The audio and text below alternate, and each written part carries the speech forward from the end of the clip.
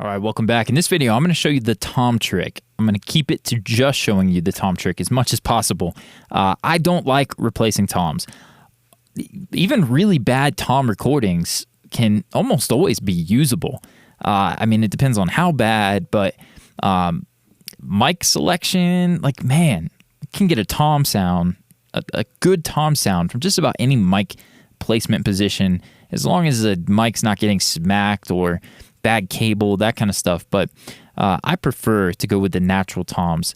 And I found this trick. I want to say my man Ryan Adkins, Azimuth Recording Studios in Indianapolis, Indiana. I think it was Ryan who showed it to me.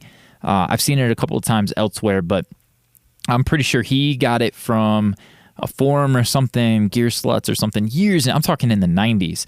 Or whenever, late 90s, early 2000s, something like that. Anyways, wherever it came from, whoever created this, whoever first thought of it, it wasn't me, but I've taught this and I teach it and we'll keep teaching it because it's a glorious technique. Glorious! All right, anyways, so moving on.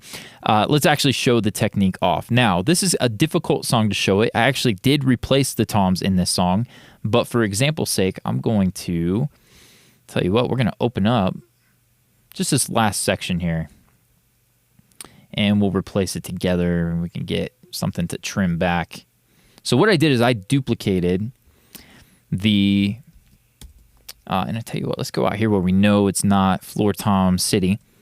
And we're going to look, I duplicated the toms so I could get rid of trigger and what I did to them in the mix, and we can focus only on this for now. We're just talking tom trick. In the next video, I'll break down how to replace toms and to look at them more in depth in this song and how I did it and did it with great success, and why I chose to replace them. But for now, let's focus on the tom trick. Okay, so first things first, what I like to do with toms is I like to go separate them out. You can see the floor tom has been separated, all of these hits, right?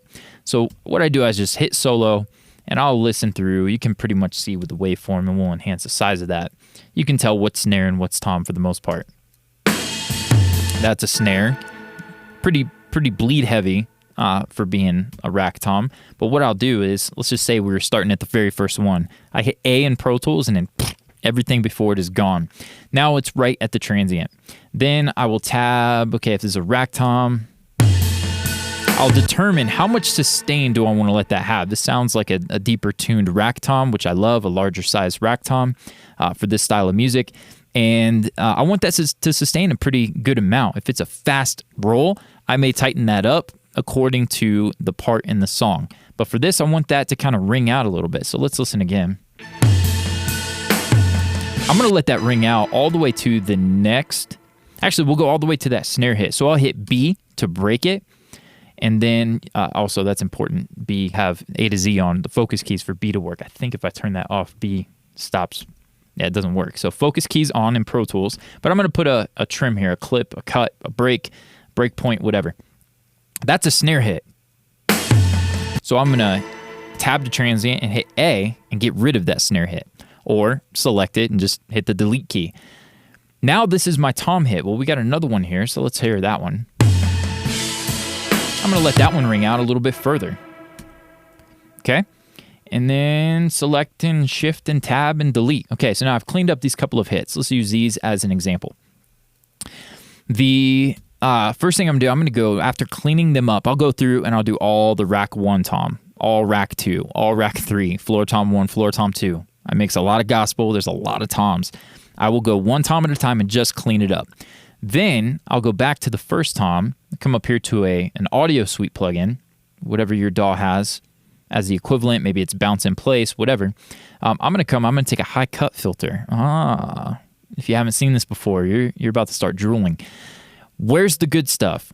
Is it 250, 300? Probably not. For the most part, I'm going to take out, I just want the sustain. I'm going to go sometimes 150 or so. I just want the meat. I'm going to listen. Let's see if we select these 2 tom hits. Let's see if my settings are routed. I don't know if you guys will hear this or not. I don't hear it. You may have just heard it. But for me, I'm going to go ahead. I'm going to render that. But I'm not going to render it over everything. Then I'm going to lose the stick hitting the head. I'm going to lose the transient, the attack, right? So we're going to zoom in. We're going to go just beyond the transient Okay, and there's some cymbal bleed there, but we can adjust this once we process it. Don't worry too much about where you place it from the beginning. I'll show you. We'll process this. Okay, and actually I'm just going to put it away. Where are we at? 267 or so. Let's listen to that tom hit now. Whoop. We got the attack we want. I'm going to put a little crossfade, and then I'm going to fade it out. That is the tom trick. Now check this out. Okay, you can hear a kind of the air of the cymbal. If we want to adjust that, we just take this and we can move it just before the transient. Let's see if that helps. Okay, you'll never hear that little glitchy artifact in the mix.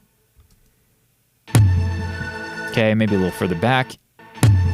Okay, in the context of the mix, this is not a great way to show it because these are replaced, but love it. Love it. Versus what we started with was this.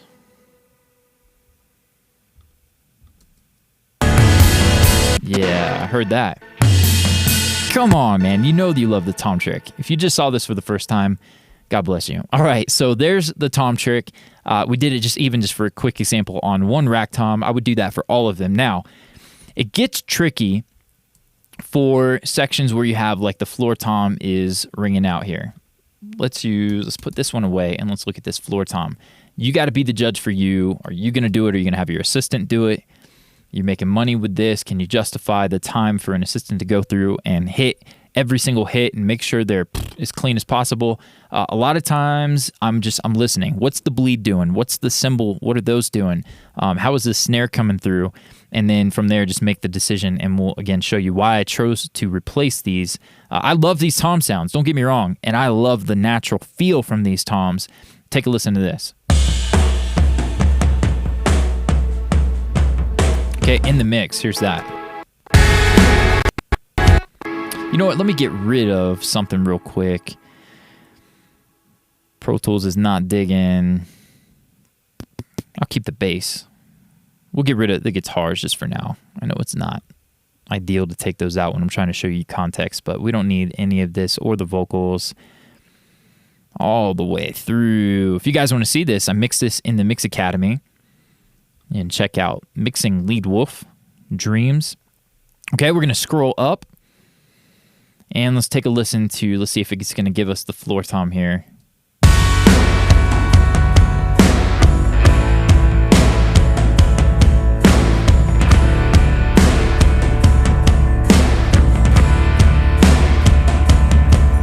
Okay, so right there, we don't have a lot of stuff. We got the snare. Maybe it's pulling the snare stereo image a little bit to the right. I don't really care for that.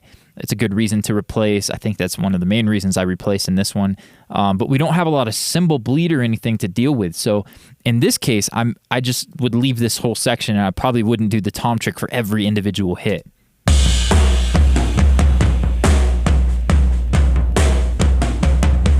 And that cymbal hit, we've got the floor tom panned pretty far to the right. It's not pulling like a snare would pull the cymbal stereo image inward if we had a lot of cymbal bleed in the snare mic, which is why we gate a lot of the time. But for this, it's not taken away from the stereo image. If anything, it may enhance it. And don't get me wrong, I don't like replacing toms. I like a lot of times I actually leave the bleed in from the toms of the snare because I like the way that the snare sounds in the tom mics, what it contributes to the snare sound. But for that kind of radio rock, pristine, sound, it could be important to replace them. But anyways, I would leave this whole section. But if you wanted to, you could go hit by hit by hit and do what we talked about. I'm not sure that it's going to come out sounding all that natural, but the tom trick is reserved for kind of the individual hits as opposed to full sections. I'll try to get away with as long of a section as I can before doing the tom trick. So, all right, I think that was maybe unnecessary, the tom trick on that rack tom, showing it off. Huge there. Hopefully you dig that if you've never seen it before. We're going to go ahead. We're going to move into the next video. I'm going to go ahead and show you the originals edited with a tom trick versus the triggered replaced drums, toms. I'll see you in the next video.